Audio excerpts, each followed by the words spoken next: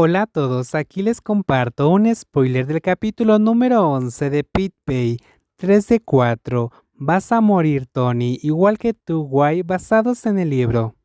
Sal de aquí, Guay ordenó con voz firme. Esto hizo que los guardias bajaran sus armas y salieran de la habitación con expresiones confusas.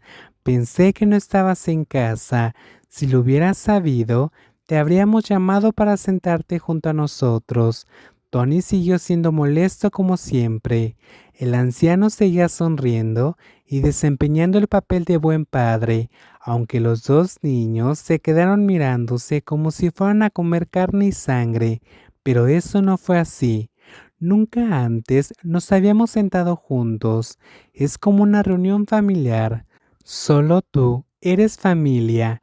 Bella apretó los dientes, porque los encarcelaré a ambos. Babe, escucha a Guay. El gran hombre interrumpió antes de que Guay pudiera decir algo. No nos hemos visto en mucho tiempo. Cuando vino, dijo que me encarcelaría. No entiendo lo que significa. Ni siquiera hice nada malo. Eso es lo que hiciste. Lo dijiste tú mismo. Bey corrió hacia su padre adoptivo nuevamente, pero Guay se apresuró a bloquear los brazos del cuerpo delgado primero. Mientras tanto, Kenta, que estaba junto a él, inmediatamente protegió a su maestro. Babe, no lo hagas, Guay dijo mientras intentaba sujetar a Babe, lo que requería mucha fuerza porque luchaba constantemente contra él. Suficiente, suficiente. ¿Qué estás haciendo aquí? Cállate la boca. Babe gritó mientras intentaba zafarse del agarre de Guay porque quería golpear al viejo bastardo en la cara de una vez por todas. Lo encarcelaré. ¿Quién crees que podría llevar a papá a prisión? Si no puede ir a prisión, entonces lo mataré yo mismo. Los mataré a todos, incluyéndote a ti. Bey se retorció y gritó como loco. Guay hace todo lo posible para sostenerlo mientras mira a Kenta y le pide su opinión sobre qué hacer con Babe. Kenta luego respondió con un pequeño movimiento de cabeza y dijo, puedes llevártelo. Ven aquí, gritó Guay mientras arrastraba a Babe fuera de la oficina de Tony, observando a docenas de guardias mirar confundidos. Te mataré. Espérame, Tony. Ya es suficiente, Babe. Guay usó todas sus fuerzas para arrastrar a Babe desde el segundo piso. Babe se estaba volviendo loco y no mostraba ningún signo de cooperar mientras continuaba luchando como si fuera a matar a Tony. Al ver esto, Guay decidió utilizar el método más rápido, es decir, levantar a Babe sobre sus hombros y sacarlo de la casa con expresión molesta. Babe fue arrojado al suelo tan pronto como salieron del salón de la mansión.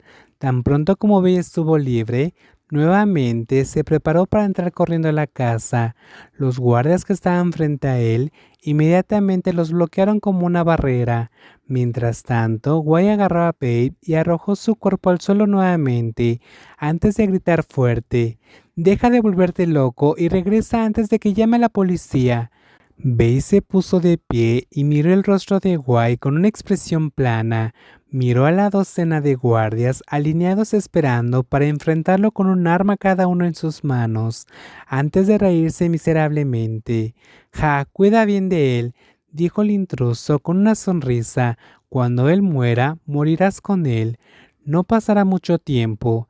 Después de decir eso, Bey abrió la puerta del auto y se fue inmediatamente. Lo único que quedó fue la confusión de los subordinados, quienes se miraron y susurraron preguntas. ¿Es el hijo de Kun Tony? Mientras tanto, Wei se quedó de pie y observó cómo el auto se alejaba cada vez más, hasta donde podía ver antes de respirar profundamente. Otra escena. Vamos, yerno, mantente concentrado, por favor. Charlie había sido regañado por tercera vez desde que comenzó el proceso de disyunción. El anciano miró al joven del aspecto cansado con expresión preocupada. Aunque dijo que quería terminarlo rápido, este niño no podía concentrarse en absoluto. Lo siento, tío, dijo el joven con una expresión culpable. Sabía que el problema ahora radica en su falta de concentración para utilizar sus habilidades internas. Él mismo hizo todo lo posible por concentrarse, pero al final se escapó y pensó en otra cosa. ¿Puedo intentarlo de nuevo? ¿Quieres descansar primero?, ofreció Reval, luciendo preocupado. Si no tienes concentración, es como si te obligara a morir. Pero eso sería simplemente una pérdida de tiempo. Es una pérdida de tiempo porque te quedas ahí sentado toda la noche y te niegas a dormir. Charlie suspiró suavemente. No sabía qué discutir porque desde la noche que llamó a Babe apenas había podido dormir. Cada vez que Charlie cerraba los ojos, seguía pensando en esa persona. Pensó, ¿qué está haciendo Bella ahora? ¿Seguirá llorando porque lo extrañaba? ¿Se culpa a sí mismo por ser la causa de todo? ¿O se pondrá en peligro y se convertirá en John Squeaks y tomará medidas imprudentes por su cuenta?